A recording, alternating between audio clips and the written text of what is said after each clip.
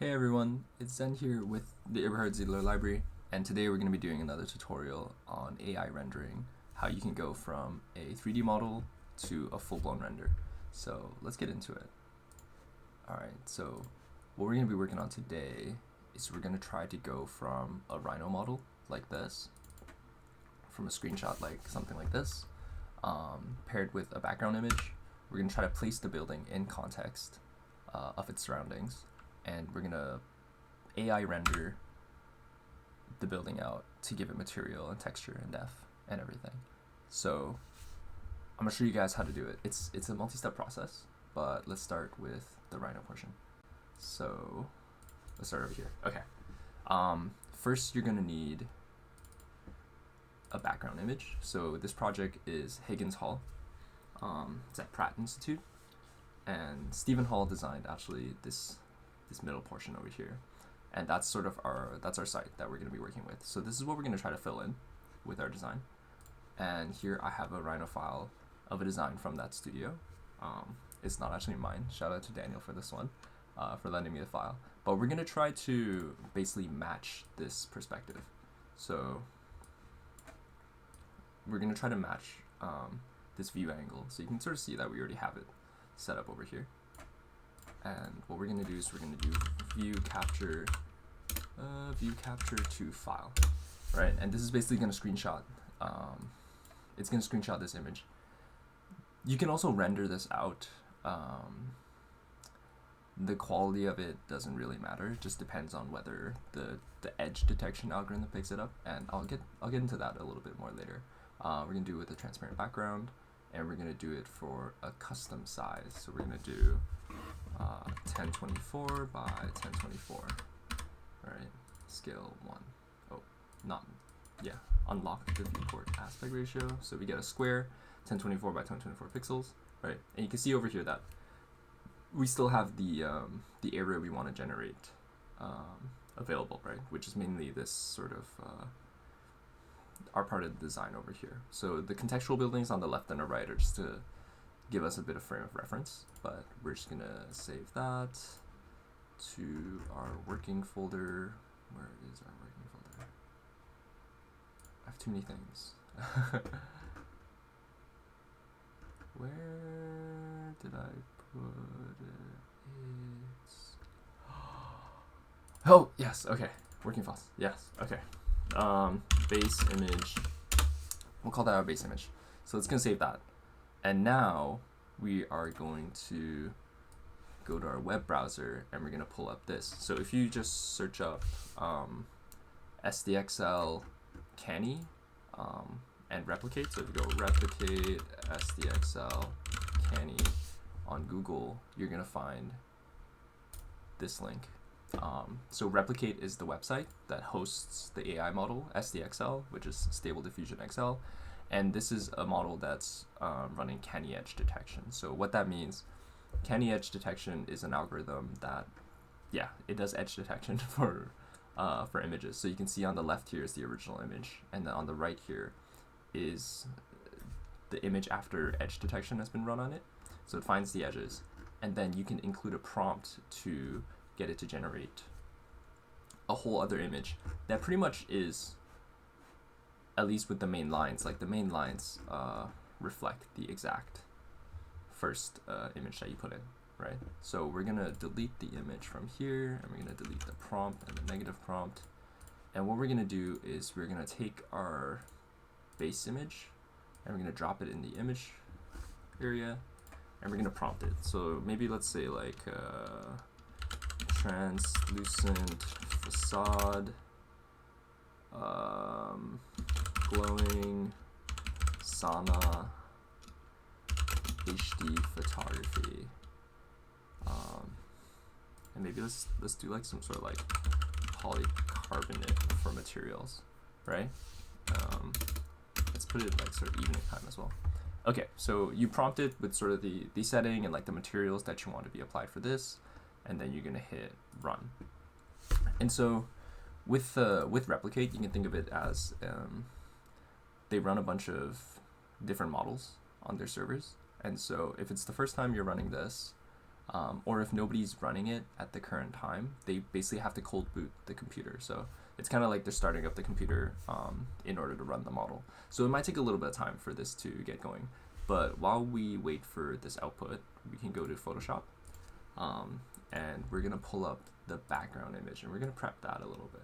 So I'm just gonna drag the background image in, and here we have it. And so now we kind of want to clear this area for, in order so that we can insert our own design. So what we're gonna do is we're gonna unlock the background layer. We're gonna hit M, which is the marquee tool on the top left, and then we're just gonna highlight the area that we are dealing with. So I would say maybe it's all about there, and we're just gonna delete that. Just gonna hit delete, and then just gonna do Control D to deselect, or you can also go select and hit deselect to get rid of the marquee. So now this whole area is clear, and I think we're just gonna want to clear out that roof portion as well. Okay, so now that's clear.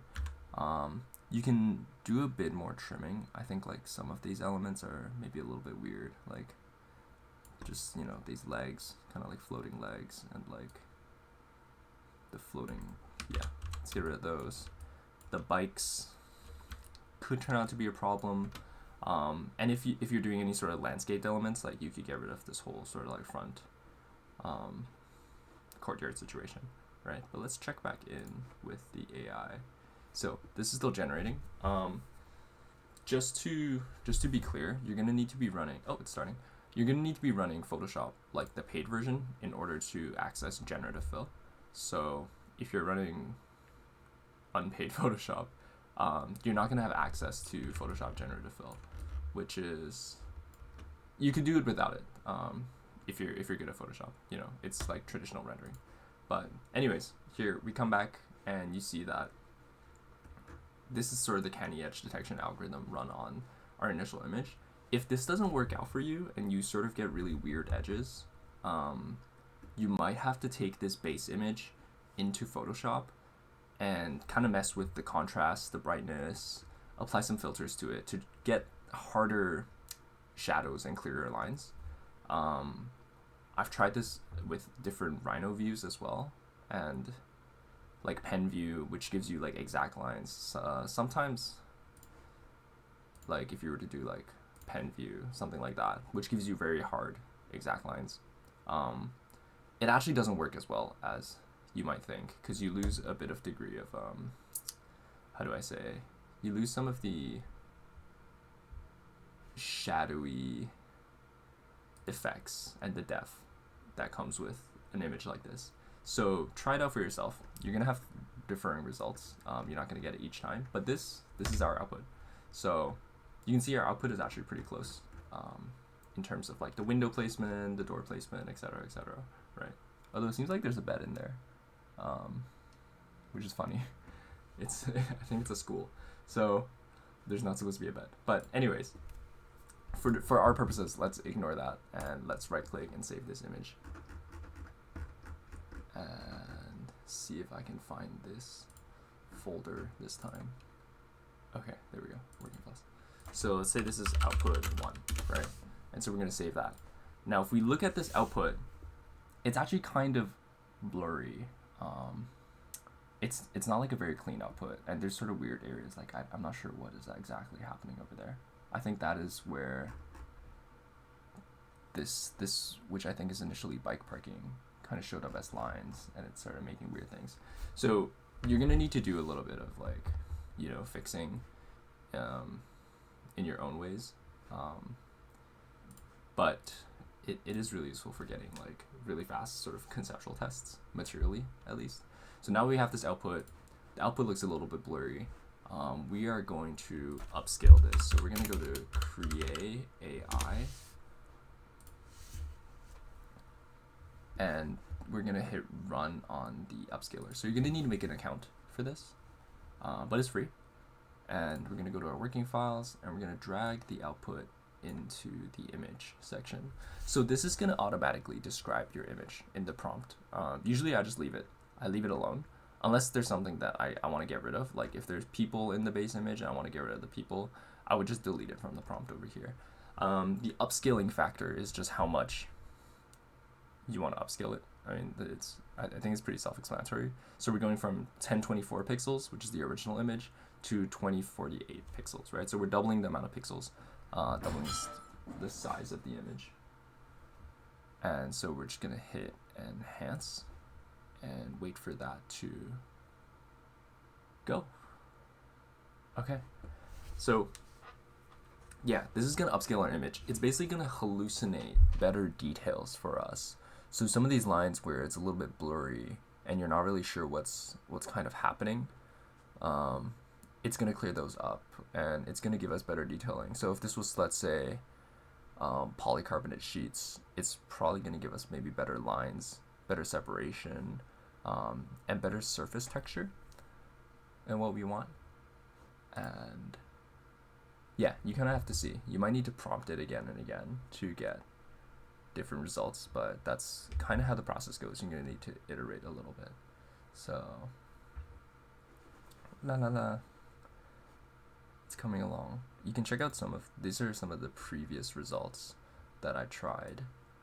So this is the original, and then this is the upscaled version. So you see this one was prompted, I think it was Corten Steel was the prompt. And it really gives more sort of texture detail to the Corten Steel, and even like the window reflections. It really clears up the window reflections. This was another glowing one from earlier that was done with a different base image. So it did like really odd things with the windows. This one gave it a lot of shadows, which was actually really bad because the shadows caused it to not match the initial background image. So the lighting does play like a big part of it as well. So yeah, you're probably not gonna get it on first try, but sometimes you do get lucky. So here we are. So this is our original image that's been upscaled, and on the right you see it's cleaned it up and it's defined the lines, made them really sharp, and yeah, it's no longer a bed. It looks more like a bed here, but now it looks like some sort of reception, which is better, and it's cleaned up this as well. So now that you have that, you're gonna right click, you're gonna save image as, and we're gonna say this is output 1 upscaled. Okay, and so now we're gonna go back into Photoshop and we're gonna drag this upscaled output into Photoshop, and here we are. So we're gonna size it using sort of the outside edge of the buildings as like a guideline. I think it should go to be about there, right? Okay. And then what we're going to do is we're going to use the polygonal lasso tool, and we're going to sort of highlight the exterior of what we want to keep. So something tilt there, tilt there. I'm not sure how much of the steps we want, but let's just take all of that out and use the original steps. So we're just going to do that. We're going to highlight the building, and then we're going to go select, inverse, and then we're just going to hit delete. Oh, smart object. So you have to right click on the layer and you have to go to rasterize layer, and that makes it all pixels instead of a smart object, and then you hit delete. Okay, and so now we're going to do Control D, deselect that, and we're just going to drag it in place. So this is kind of the fitting. I think we're just going to size it up. If you do Control T, or if you go to image free transform, it's going to bring up these corner drag bars. We're just going to size it up slightly just so it fits nicely on the site. Okay, so I think that is about good. Now what we want to do is we actually want to create sort of a border around this, so that Photoshop can help us fill in the context in between the original background image and our generated image.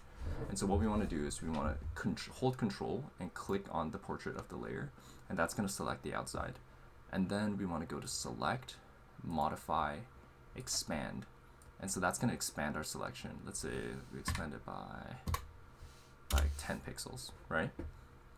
And then we're going to click on our background image, and we're just going to hit delete. So that's going to create this transparent border around on our background image. So our background image now has this whole area clear, right? And now what we want to do, is we want to deselect that. We're going to Control click on our generated building again, on that layer, but we're going to click on the background layer afterwards, and we're going to fill it. So we're going to go to Edit, we're going to go Fill, and we're just going to fill it with white.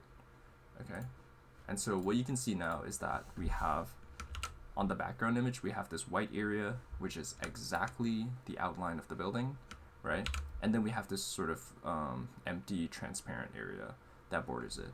So if you click on the background layer and you go to Magic Wand, you can actually just click on the transparent area, and this is going to select all of that. Okay, so now we have sort of the surrounding border selected. We're going to turn on our output layer again, and we're just going to make a new layer and select that. And with our new layer selected and both layers on, we are going to hit generative fill. So what this is going to do is going to take into account the background, it's going to take into account the building, and it's going to sort of fill in the context between the two. And so you're going to leave the prompt blank, and you're just going to hit generate. And it's going to give us 3 options. You can kind of go through it and generate more options. If it's not fitting very well and the generations are kind of bad, what you can do is, oh, here we go. So you can sort of see it's generated it, but you can kind of see a bit of the blurry, the transparent line on the outside, which means that maybe the selection wasn't large enough. But it is sort of blending. You can sort of see the ramp blending in there. There's something happening there. I'm not really sure. But otherwise, it's kind of expanded the building a bit to match the exterior as well. And so if we flip through, we can look at the other generations, which might be more successful. You can also just hit generate again, and it's going to do the same thing again. So if we were to try that one more time, we're just going to Magic Wand, select the transparent layer. You can sort of see that like not enough of the transparent area is selected. So we're just going to go to select, modify, expand, and maybe we'll do like 5 pixels. And we're just going to expand it out a little bit so that it's overlapping, right? And then we're going to select our empty layer and hit generative fill. Same thing. Let's see if we get maybe a better result this time. Yeah, you're going to have to play around with it a little bit. Some areas contextually are just like very difficult to blend, like these bicycles, for example. So when it comes to stuff like this, I would recommend that you actually just highlight only this area, and then you would generative fill and you would prompt like bicycles parked or something like that. And that would give you a very sort of area specific generation. And that way you can kind of touch up areas of the image that don't make sense. Like over here, like, you know, just highlight that area and get it to generate something else, right? But otherwise, you can see this generation actually, I think is a bit more successful. Let's see. Yeah, some of these are still weird. I think the first one is okay. But if you were to zoom out and see the image as a whole, it actually doesn't look too bad, right? It fits mostly in the context, apart from the bikes. But those are sort of tricky areas. So I'm sure you're going to have to fiddle with it a little bit. But otherwise, that's how you get sort of AI renderings insight within the context. And that only took a couple of minutes. So yeah, give it a shot, and good luck with your renders.